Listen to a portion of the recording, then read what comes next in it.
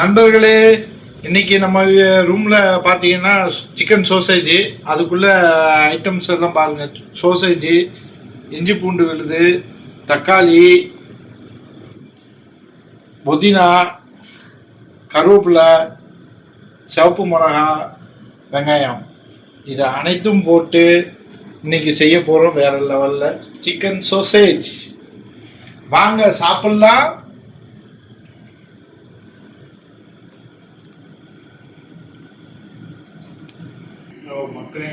இருப்பார். நண்பர்களே, ஃபஸ்ட்டு எண்ணெய் சூடு வந்துருச்சு. இதில் நம்ம போட வேண்டியது பட்டையை போட்டு விட்ருவோம். அடுத்தது பூ, அதுக்கப்புறம் பார்த்திங்கன்னா கிராம்பு மட்டும் போடுறேன். அதுக்கப்புறம் பிரியாணி இலை,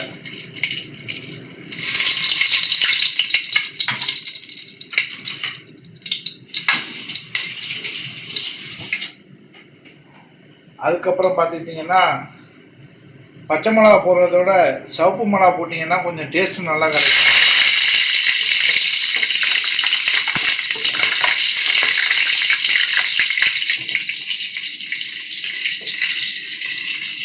இதுக்கப்புறம் பார்த்திங்கன்னா வெங்காயத்தை தள்ளி விட்டுக்கலாம்.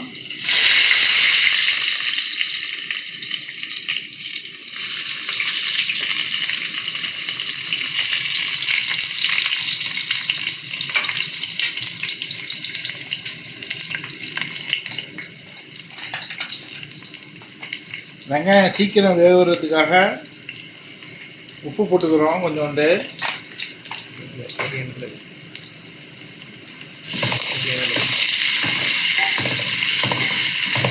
சோசேஜில் உப்பு இருக்கிறதுனால நம்ம வந்துட்டு உப்புக்கு கம்மியாக தான் போடணும். ஓகே,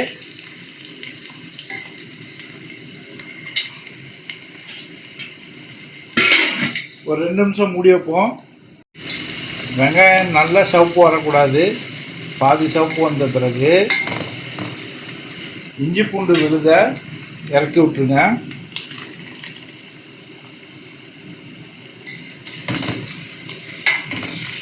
இஞ்சி பூண்டு ஏன் தண்ணியாக இருக்குன்னா, நீங்கள் கெட்டியாக போட்டிங்கன்னா உங்களுக்கு வந்துட்டு அந்த மசாலா இறங்கி வராது, ஜூஸியாக இருக்காது.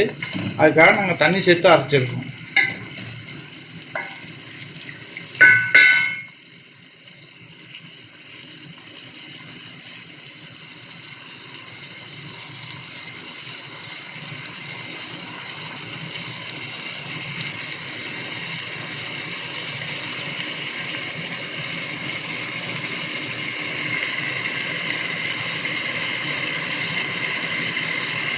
மக்களே பாருங்கள், இஞ்சி பூண்டு விழுது எல்லாமே நல்லா வெந்துடுச்சு.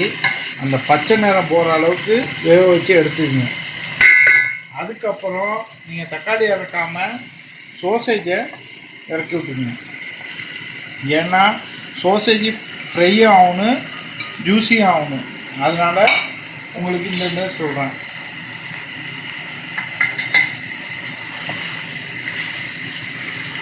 நல்லா கலரி விட்டுங்க.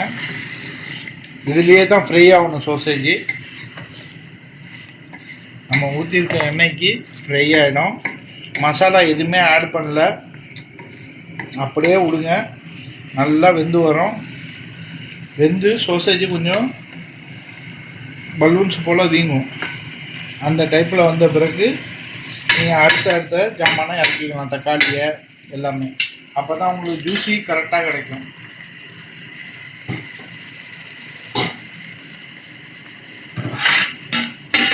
சோசேஜி கொஞ்சம் நல்லா வந்திருக்கு. இதை பார்த்தீங்கன்னா இந்த டைப்பில் வர டைப்பில் வெந்துருச்சு.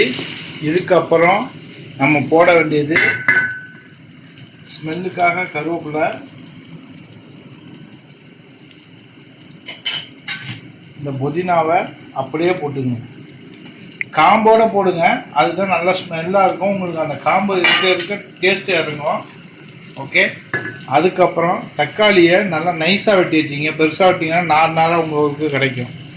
நைஸாக வெட்டினீங்கன்னா இந்த மாதிரி இருக்கும். அரைச்சி கூட ஊற்றிக்கலாம்.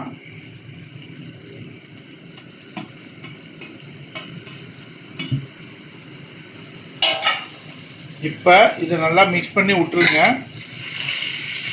ஏன்னா இது தக்காளி வேவுன்னு, தக்காளி வெந்து ஜூஸ் இறங்கினா தான் டேஸ்ட்டு கிடைக்கும். நீங்கள் இந்தமாரி செஞ்சு பாருங்கள். ரொம்ப பேர் செய்வாங்க, ஃப்ரை பண்ணிவிட்டு அதுக்கப்புறம் செய்வாங்க, அது டபுள் வேலை. இந்தமாரி செஞ்சாங்கன்னா சீக்கிரமும் வேலை முடியும், அது டபுள் வேலை. இது சிங்கிள் வேலையில் முடியும். இப்போ நமக்கு தக்காளி வெந்து வரணும், வந்து முடித்த பிறகு நம்ம மசாலாவை இறக்கிக்கலாம். நண்பர்களே, சோசேஜும் தக்காளியும் நல்லா ஜூஸி ஆகிடுச்சு பாருங்கள். இதை நம்ம முன்னாடியே போட்டோம்னா உங்களுக்கு மசாலா எல்லாமே அடியில் உட்காந்து போயிடும். அதனால தான் நான் எல்லாத்தையும் லேட்டாக போடுறேன். இப்படி செஞ்சுட்டு போட்டிங்கன்னா உங்களுக்கு வேலையே மிச்சம். இப்படி செஞ்சு சாப்பிட்டு பாருங்கள், சூப்பராக இருக்கும். இதில் மெயின் என்னன்னா, நீங்கள் இதை குபுசோடு சாப்பிட்லாம், புரோட்டாவோட சாப்பிட்லாம், எதோடு வேணாலும் சாப்பிட்லாம். நெய்சோறு ஆக்கி கூட நெய்சோரோடு சாப்பிட்லாம். இப்போ போட போகிறது மஞ்சத்தூள். சின்ன ஸ்பூனால் ஒரு ஸ்பூன் போடுறேன். அதுக்கப்புறம் ஜீரகத்தூள் 1.5 ஸ்பூன் போடுவேன். சோம்பு 1.5 ஸ்பூனு. மிளகுத்தூள், நம்ம காரம் அதிகம், பச்சை மிளகா சேர்த்தது 4 மிளகாங்கிறதுனால அதுக்கு தகுந்த மாதிரி நீங்கள் சேர்த்துக்குங்க. இது கரம் மசாலா. அதிகமாக சேர்த்திங்கன்னா வயிற்று வலியை கலப்பி விட்டுறோம், லைட்டாக சேர்த்துக்குங்க.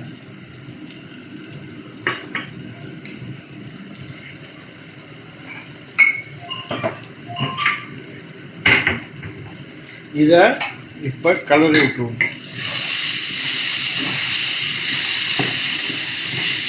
நம்ம புதினா போட்டால் மல்லி போடலாம், ஆனால் மல்லி போட்டால் ஸ்மெல்லு எடுத்து கொடுக்காது. நீங்கள் புதினா போட்டு சமைச்சு பாருங்கள், ஸ்மெல்லு நல்லா எடுத்து கொடுக்கும். சட்டியை திறந்த வேகத்துக்கு சாப்பிடணுங்கிற எய்ம் தான் வரும், பார்த்துக்குங்க. நான் இதில் மிளகாத்தூள் ஆட் பண்ணுவேன். இந்த மசாலாவுக்கு இது வெந்து வரட்டும், நான் அதுக்கப்புறம் ஆட் பண்ணுவேன்.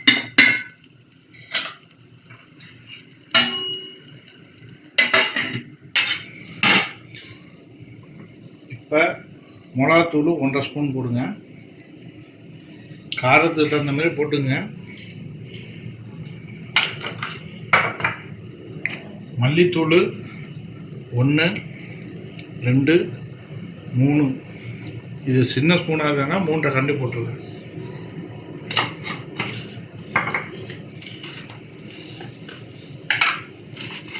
அடுத்தது உப்பு 1/2 ஸ்பூன் போடுறேன். ஏன்னா இதில் உப்பு இருக்குங்கிறதுனால கூட போடல, செக் பண்ணிவிட்டு போட்டுங்க.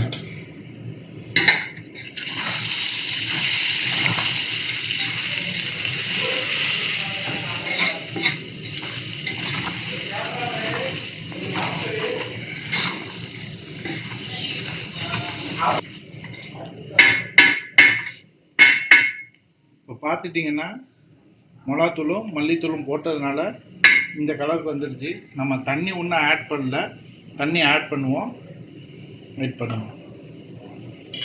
இது கொஞ்சம் நேரம் அந்த மசாலா ஸ்பைசி மாறணும், பச்சை நிறம் மாறணும், இல்லைன்னா நமக்கு அந்த காரம் பச்சைமாக தெரியும்.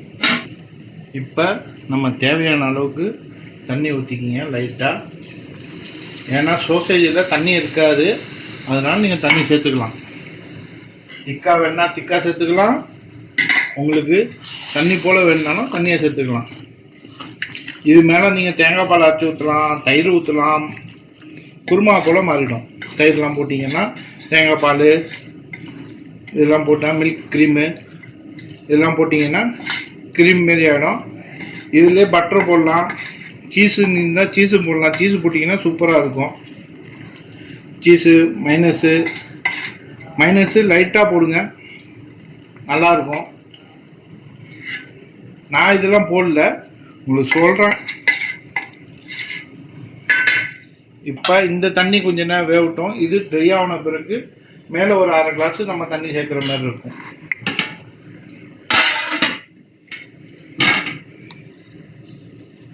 மக்களே, நம்ம மிளகுத்தூளும் மிளகாத்தூளும் போட்டதுனால காரம் இருக்கும். எங்களுக்கு காரம் ஓகே, நீங்கள் உங்களுக்கு வேணும்னா சேர்த்துக்குங்க. இந்த மாரி சாப்பிட்டீங்கன்னா நல்லது. இப்போ தயிர் கொஞ்சம் ஊற்றுறேன்.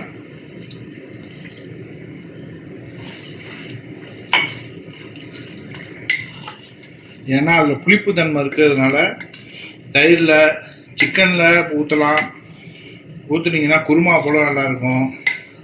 தேங்காய் பாலை கெட்டியாக அரைச்சி ஃபஸ்ட்டு பங்குக்கு ஊற்றுனீங்கன்னா அது நல்லாயிருக்கும் குருமா போல். இப்போ நாங்கள் சமைச்சிருக்கிறது எல்லாம் ரெடி ஆகிடுச்சு, பார்த்துங்க. இன்னும் 2 நிமிஷம் கழித்து அடுப்பு ஆஃப் பண்ணிட்டு சாப்பிட போகலாம். இதையும் பார்த்துங்க. நண்பர்களே பாருங்கள், நம்ம சோசேஜ் ரெடி ஆகிடுச்சு. இனிமேல் சாப்பாடு போட்டு சாப்பிட வேண்டியதுதான். இனிமேல் அடுத்த வீடியோவில் நம்ம பார்ப்போம். நண்பர்களே, எங்களுக்கு ரெடி ஆகிடுச்சு. நீங்களும் இந்தமாதிரி செஞ்சு சமைச்சு சாப்பிட்டு ருசியோடு இருங்க. உப்பு மட்டும் பார்த்து